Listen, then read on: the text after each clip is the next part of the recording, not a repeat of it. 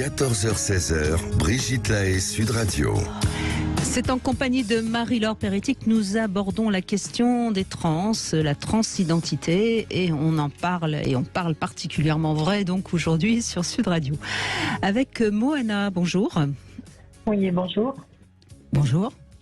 Alors justement, vous êtes trans, hein, c'est ça ? Oui, voilà, je suis ce qu'on appelle une femme trans. Enfin, voilà, je me dis pas que je suis trans tous les matins en me levant. Non, vraiment. Vous dites que vous êtes femme. Oui. Et même plus généralement, voilà, un être humain, une être humain, je me pose pas forcément la question en binarité masculin, féminin. Moi, c'est intéressant ce que vous dites. C'est-à-dire que au fond, c'est pas la revendication d'être une femme, c'est ne plus avoir envie d'être un homme. C'est ça ? Oui, et puis je pense que pour être heureuse, il faut être soi-même, authentique. Dans la vie, c'est un des secrets du bonheur, être soi-même. Moi, c'est un petit peu comme si dans la société on nous préparait un costume un costume de base, et moi je me suis fait un costume sur mesure, une vie sur mesure. Et dans le sens où j'étais très malheureuse quand j'étais en garçon. Et maintenant que j'ai une apparence féminine, que je me maquille, que je m'habille, j'ai un épanouissement qui est beaucoup plus grand. Je cherche pas des choses très compliquées dans ma tête, des explications très compliquées à pourquoi je me sens femme ou autre. C'est simplement, j'ai le choix entre un état dépressif en garçon ou malheureux, ou le bonheur et l'épanouissement dans une apparence féminine. Je pense que voilà, et je pense que la liberté d'être soi-même. Alors sur le transsexualisme, c'est une chose, le genre, mais de la même manière, quelqu'un ait envie d'avoir les cheveux verts, roses, un piercing, un tatouage. Moi, je suis assez. Non, moi là, c'est pas possible. Où est-ce qu'on va ? Finalement, vous mettez en avant quelque chose d'assez fondamental, enfin très. C'est l'être humain. Finalement, vous dites, je suis un être humain. Et puis voilà, et c'est très bien comme ça. Et je ne fais de mal à personne. Enfin, j'essaye, du moins, de ne faire de mal à personne. Donc, je pense que... Et puis, selon les cultures, on en parlait, j'en parle souvent de cet exemple-là. Louis XIV se poudrait le visage, se maquillait, mettait des bas de soie. Selon les époques, le genre féminin aujourd'hui ou masculin, ou les attributs, l'extérieur, change beaucoup. Louis XIV avait des cheveux longs. Oui, mais même sur les couleurs, aujourd'hui c'est le rose pour les petites filles et le bleu pour les garçons, alors que c'était l'inverse il y a 3 siècles ou 4 siècles. Oui. Et alors moi, j'aime bien plus que transsexuel, transgenre, ces mots-là, moi je reste un peu sur mon groupe favori qui est Indochine, qui avait sorti dans les années 80, Troisième sexe. Oui. Et je me sens très avant-gardiste, parce qu'il fallait le faire en 1984 ou 6, sortir ça. Et moi, d'ailleurs, ça a été une révélation, cette chanson, je me suis dit, mais je me sens du troisième sexe. Femme, mais femme trans, j'aime aussi le mot troisième sexe. Troisième genre. Après, je pense, comme j'écoutais la présentation de la psychologue très intéressante, qu'il y a un mystère qu'on ne connaît pas. On ne connaît pas tout en science aujourd'hui, en 2023.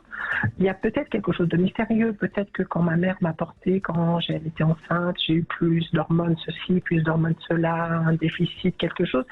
Peut-être que il y a peut-être un mystère. Pourquoi des gens sont comme moi, ne se sentent pas bien dans le genre de naissance, mais c'est bien qu'il y ait aussi un mystère. Alors moi, je voulais rajouter que j'ai de la chance parce que je suis photographe, je suis artiste photographe, je fais de la musique aussi, et dans ce milieu artistique, Bowie, c'est Travesti, Nicolas Sirkis d'Indochine, Robert Smith de The Cure, il y a toujours eu, c'est un milieu où on peut jouer avec les codes aussi pour dans une plus grande liberté que si j'étais banquière dans une banque ou assureuse.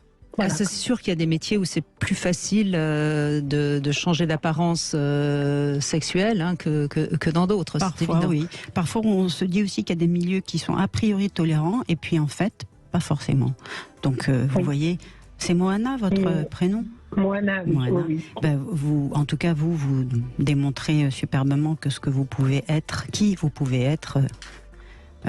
Et c'est vrai que alors j'anticipe peut-être des appels. Mais excusez-moi, Moana, vous connaissez mon franc langage, hein, Moana. Oui. Vous voyez, moi je vous entends, je vous sens tout à fait normal. Voilà, vous exprimez correctement, etc.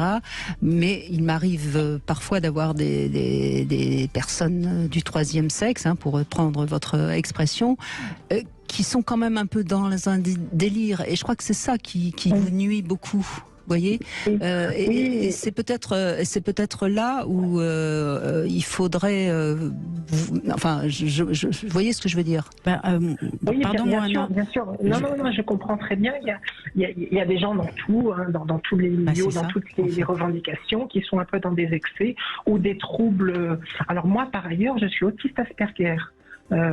C'est aussi un diagnostic que j'ai, qui n'est pas une maladie, qui est un handicap, qui est aussi une particularité. Donc en inclusion sociale, j'ai déjà des difficultés avec mon autisme Asperger, et en même temps, je rajoute la difficulté de parfois la transophobie. Mais je pense que moi, je me sens parfaitement équilibrée. Par ailleurs, on peut sortir des clichés. Moi aussi, je vais avoir un franc-parler parce que je vous aime beaucoup, Brigitte, et voilà. Je suis par ailleurs chrétienne. Et oui, ça choque. Ça. On pense qu'on est forcément... pourquoi ça choquerait? Alors là, excusez-moi, je comprends pas. non, mais parfois on me dit « Ah bon ?» et voilà, parce que je peux avoir une spiritualité, je peux avoir aussi cette foi, parce que pour moi, dans la Bible, il n'y a pas un mot contre la transophobie du début jusqu'à la fin. Il y avait à l'époque ce qu'on appelait les eunuques. Et les eunuques, c'était des hommes qui étaient castrés pour garder les harems ou pour se consacrer à Dieu au niveau de l'Antiquité aussi. Il y a toujours eu finalement des gens. Il y a un très beau film aussi que j'aime bien qui s'appelle Farinelli. Je ne sais pas si vous connaissez. Oui, bien sûr, très joli film. Oui. Mais je pense que en même temps, j'ai été tellement malheureuse pendant longtemps à me conformer à. Alors ça nous intéresse, je pense, ça intéresse beaucoup ceux qui nous écoutent. À partir de quel âge vous avez commencé à souffrir justement de ressembler à un petit garçon? Alors, dans l'enfance, je ne me considérais ni garçon ni fille. Je me sentais bien dans un corps avant la puberté. Ouais. Avant la puberté, je me posais même pas la question si j'étais garçon ou fille, j'étais moi. Et je jouais, je m'amusais, je faisais d'équitation, je montais à cheval, et voilà. Et ensuite, à la puberté, j'ai commencé à voir que j'avais pas du tout le même comportement que les copains, que j'avais pas du tout, j'avais plus des copines filles en amitié, que j'étais pas content de voir mon corps évoluer. Ça veut dire que vous vous sentiez plus à l'aise en compagnie de filles qu'en compagnie de garçons? Pour jouer, hein, j'entends bien. J'adore les papotages. non, mais je plaisante, mais oui, je me sens une manière. Alors c'est très difficile quand on dit que c'est quoi être une femme, c'est quoi être un homme. Être une femme, il n'y a pas de définition. Il y a plusieurs milliards de femmes, il y a plusieurs milliards de façons d'être une femme. Il y a des femmes camionneuses, des femmes boxeuses, des femmes infirmières, des femmes. Et puis chacun a sa personnalité. Mais je me sens généralement dans une approche. Je sais pas, un feeling, quelque chose d'inexplicable, plus proche de la vision entre guillemets universelle féminine du monde, d'appréhension des relations humaines, d'appréhension des choses, et je me sentais mieux avec des copines pour papoter, pour parler, pour échanger. Et les garçons, leur rapport aux femmes, j'étais pas du tout dans ce rapport-là. En même temps, il y a eu donc l'adolescence qui a été un peu difficile à ce niveau-là.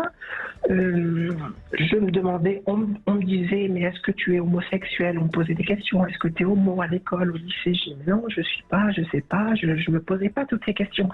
C'est les interrogations des autres que j'absorbais et qui me donnaient leurs interrogations. Ça veut dire que vous aviez un comportement qui quelque part dérangeait votre entourage parce que vous n'étiez pas dans la bonne... Enfin, c'était pas cohérent, quoi.